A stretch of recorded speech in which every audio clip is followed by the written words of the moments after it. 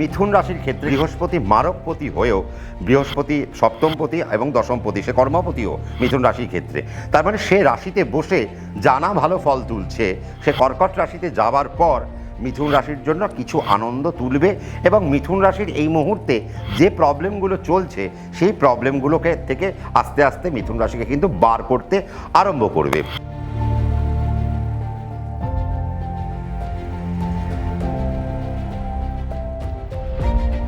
এখন তো আপনার গ্যাসের ক্রাইসিস হওয়ার কথা নয়, এখন তেলেরও ক্রাইসিস হওয়ার কথা না। তার কারণ শনি কোথায় বসে রয়েছে? শনি এখন এখন এখন মীন রাশিতে বসে রয়েছে। তাহলে শনি এখন মীন রাশিতে যতক্ষণ বসে থাকবে, সমুদ্রে বসে থাকবে, শনি তেলের কারক গ্রহ। যদি আমরা দেখি শনি তেলের কারক গ্রহ, তাহলে সেই শনি সে যখন মীন রাশিতে বসে রয়েছে, মানে তেলের ক্রাইসিস হওয়ার কথা না।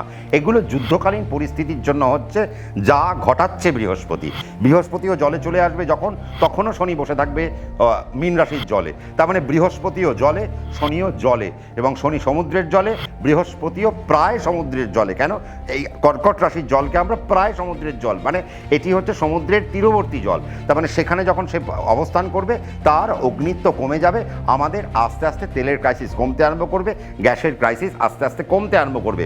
বাট এখানে আমার একটা প্রশ্ন, সেটা কি, যে বা আমার একটা বলা যেতে পারে আমার একটা খারাপ ইঙ্গিত, সেটা হচ্ছে শনি যখন নিচস্থ হবে মেষ রাশিতে, তার মানে সে যখন জল থেকে উঠবে, উঠে যখন মেষ রাশির আগুনে সে যখন প্রবেশ করবে, তখন আমাদের সমস্যা হওয়ার কথা।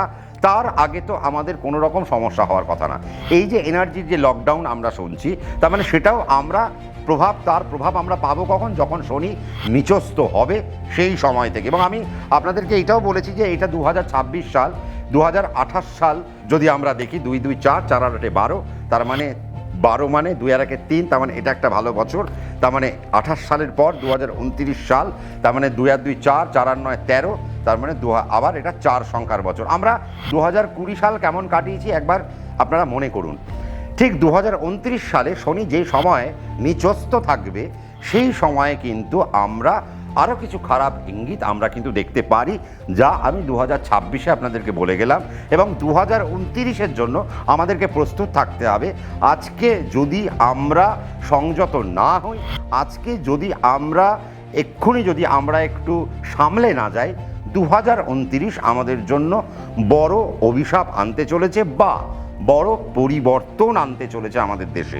এবং সে রাজনৈতিক পরিবর্তন দেখব, সামাজিক পরিবর্তন দেখব, ম্যান টু ম্যান পরিবর্তন দেখব, ভাবনার পরিবর্তন দেখব, এবং আমাদের সমাজে এবং আমাদের বিশ্ব ভূখণ্ডে আমাদের নানা রকমের পরিবর্তন কিন্তু আসতে চলেছে। তো তার জন্য দেখুন, 2026 হচ্ছে আমাদের প্যারামিটার। বৃহস্পতি উচ্চস্থ হবে, তার মানে বৃহস্পতি উচ্চস্থ হবে মানে এবার বুঝতে হবে যে না, এবার আমাদের কিন্তু সোজা হওয়ার পালা। কেন জানেন? তার কারণ বৃহস্পতি মকর রাশি থেকে ট্রানজিট করলো কর্কট রাশিতে।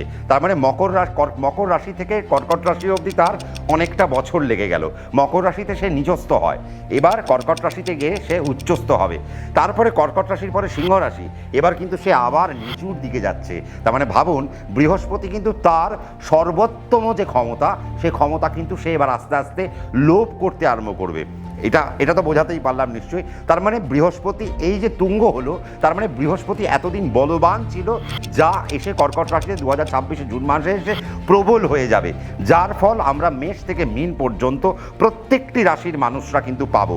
যারা ভালো করেছি তারা ভালো পাবো, যারা খারাপ করেছি তারা খারাপ পাবো। এটা তো ন্যাচারাল কথা।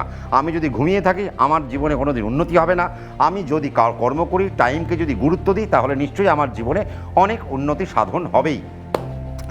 এবার দেখুন আরও একটা ইন্টারেস্টিং ফ্যাক্ট, যে সেটা হচ্ছে যে বৃহস্পতি যখন আপনার এই কর্কট রাশিতে এসে উচ্চস্থ হবে, সে যখন আস্তে আস্তে এবার তার ক্ষমতা হারাতে আরম্ভ করবে, তার মানে সেই যখন এবার আস্তে আস্তে দুর্বলতার দিকে যখন যাবে, তার মানে বুঝতে হবে এবার আমাদের সংযত হবার পালা কিন্তু এসেই গেল।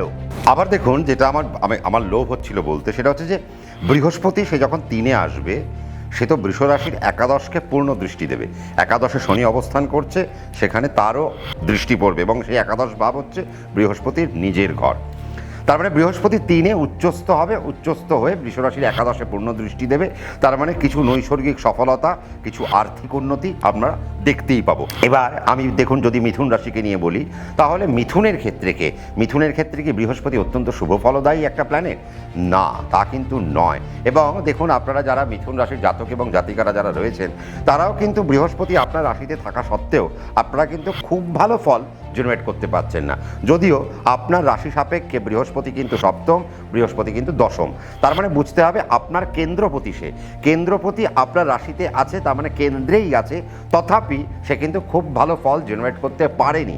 কেন? তার কারণ সে অগ্নিকারক প্ল্যানেট, সে যখন আপনার বায়ুতে বসে রয়েছে, আপনার রাশিতে বসে রয়েছে, আপনার জন্য সে খুব একটা ভালো ফল তুলতে চাইলেও তার ফল কিছুক্ষণ বাদে গিয়ে দেখা যাচ্ছে একটা কালো মেঘে পরিণত হচ্ছে। এবার বৃহস্পতি যেই আপনার দ্বিতীয় চলে আসবে, আপনার 7 আর 10, অর্থাৎ বৃহস্পতি যখন আপনার অর্থস্থানে চলে আসবে, অর্থভাবে চলে আসবে, সে যখন তুঙ্গ হবে, তার মানে বুঝতে হবে যে আপনাদের প্রফেশনাল উন্নতি আসতে চলেছে, আপনাদের কেরিয়ারের গ্রাফ একটা উন্নতির জায়গায় আসতে চলেছে। শুধু তাই না, জুন মাসের পর থেকে আমরা মিথুন রাশির আর্থিক অবস্থার যে উন্নতি তা আমরা দেখতে আরম্ভ করব। এবং মিথুন রাশির ক্ষেত্রে আমরা আরও একটা জিনিস দেখব যে আগামী 1 বছর তাদের মানসিক কিছু উন্নতি আমরা দেখতেই আরম্ভ করব। যে সমস্ত বাচ্চারা ধরুন পড়াশুনো করছিল, মনে রাখতে পারছে না, তাদের এই সমস্ত সমস্যাগুলো আস্তে আস্তে কিন্তু চলে যাবে।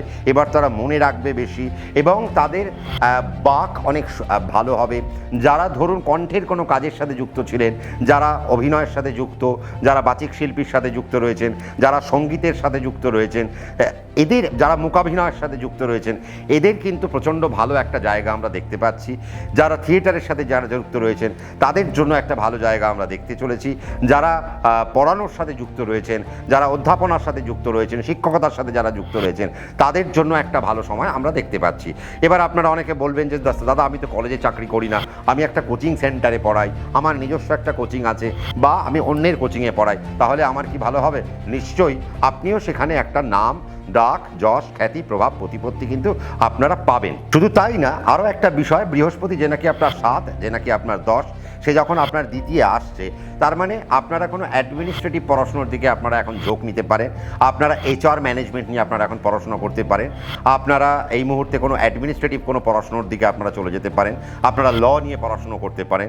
আপনারা যদি মনে করেন যে বৃহস্পতি আপনার যদি মিথুন রাশি হয়, আপনার বৃহস্পতি দ্বিতীয় আসছে, তার মানে আপনারা যদি ল প্রফেশনে আছেন বা ল পড়ছেন, আপনারা পড়া কমপ্লিট, আপনাদের হয়তো 2026-এই পড়া কমপ্লিট হয়ে যাবে। যদি বা আপনারা অনেক দিন প্র্যাকটিস করে ফেলেছেন, আপনারা ভাবছেন যে আমরা যদি জুডিশিয়ারিতে আমরা যদি যাই, তাহলে আপনারা জুডিশিয়ারিতে যেতে পারেন। আপনারা জাজশিপের জন্য যে সমস্ত পরীক্ষা রয়েছে, তার জন্য আপনারা নিজেকে এখন প্রস্তুত করতে পারেন। UPSCর জন্য আপনারা প্রস্তুত করতে পারেন। WBCS-এর জন্য আপনারা এখন নিজেদেরকে প্রস্তুত করতে পারেন। এবং তার সাথে সাথে যেটা হতে পারে, বৃহস্পতি আপনার 7 আর 10, যারা মেডিকেল প্রফেশনে রয়েছেন, যারা ভাবছেন আমার তো মেডিকেল পড়াশোনা হয়ে গেছে, আমি এবার একটু সার্জারি নিয়ে পড়াশোনা করতে চাইছি, তাহলে কি আমার ভালো হবে? ডেফিনেটলি তাহলে আপনাদের জন্য একটা দারুণ সময়। এবং যারা মেডিসিন নিয়ে পড়াশোনা করতে চাইছেন, তাদের জন্যও কিন্তু একটা দারুণ সময় আসতে চলেছে। এবং মিথুন রাশির ছেলেমেয়েরা যারা আগামী বছর অর্থাৎ 2027 সালে নিটটা দেবেন আপনারা, তাদের জন্য অত্যন্ত ভালো সময়। এবং যারা হায়ার স্টাডি কানেক্ট করতে চাইছেন, তাদের জন্য নেট একটা ভালো জায়গা আসতে চলেছে। আপনারা নেট কোয়ালিফাই করে আপনারা কিন্তু ফার্দার স্টাডিজের দিকে আপনারা কিন্তু এগোতে পারেন। তার মানে এইরকম জায়গাগুলো আমরা দেখতে পাচ্ছি। যারা যারা মিথুন রাশির জাতক জাতিকা, তাদের জন্য একটা অভূতপূর্ব একটা জায়গা আমরা দেখতে পাচ্ছি।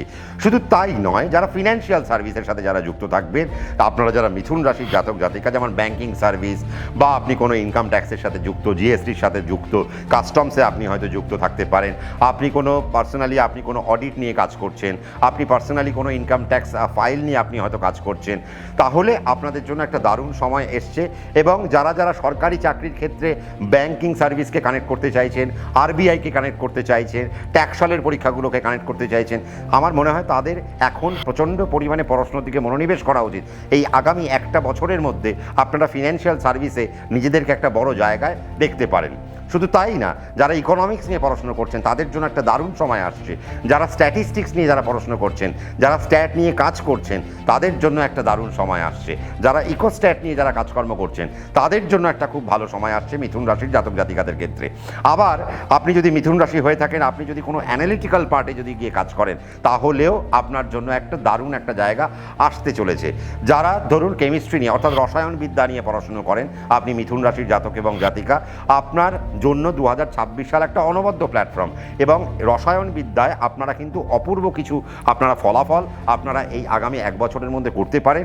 এবং রসায়নবিদ্যা নিয়ে আপনাদের যা যা ইচ্ছে এবং যারা যে স্তরে দাঁড়িয়ে রয়েছেন সেই স্তর থেকে নিয়ে আপনাদের যা যা ইচ্ছে, সেই ইচ্ছেগুলোকে যদি আপনারা এই 1 বছরের মধ্যে লাগু করতে পারেন তাহলে আমার মনে হয় আপনারা ভবিষ্যতে একটা ভালো দিক আপনারা কিন্তু দেখতে পাবেন। শুধু তাই নয়, যে নিজের প্রফেশনকে, নিজের জীবিকাকে বা নিজের জীবনকে একটা সুন্দর মাত্রায় আপনারা কিন্তু নিয়ে যেতে পারেন। তার মানে আমরা মিথুন রাশির ক্ষেত্রে কিন্তু আমরা দেখলাম বৃহস্পতি মারকপতি হয়েও, বৃহস্পতি সপ্তমপতি এবং দশমপতি, সে কর্মপতিও মিথুন রাশির ক্ষেত্রে। তার মানে সে রাশিতে বসে জানা ভালো ফল তুলছে। সে কর্কট রাশিতে যাবার পর মিথুন রাশির জন্য কিছু আনন্দ তুলবে এবং মিথুন রাশির এই মুহূর্তে যে প্রবলেমগুলো চলছে সেই প্রবলেমগুলোকে থেকে আস্তে আস্তে মিথুন রাশিকে কিন্তু বার করতে আরম্ভ করবে। তার মানে এটা একটা আমরা মিথুন রাশি নিয়ে একটা ওভারঅল একটা আলোচনা করলাম। আর যেটা দেখব, যেটা বললাম যে আপনাদের মানসিক জায়গার উন্নতি হবে। তার মানে বুঝতেই হবে যে আপনারা তো অনেকে ডিপ্রেশনের শিকার, ওই ডিপ্রেশন দিয়ে যে শব্দটা, তার মানে ডিপ্রেশনের যে অবসাদের যে শিকার, এই অবসাদমূলক জায়গাটাও আস্তে আস্তে আপনাদের নিস্তার পাবে এবং আপনারা একটা ভালো দিক আপনারা খুঁজে পাবেন এবং আপনাদের নিজেদের জীবনেও তা একটা ভালো দিক আপনাদেরকে খুলতে সাহায্যও করবে।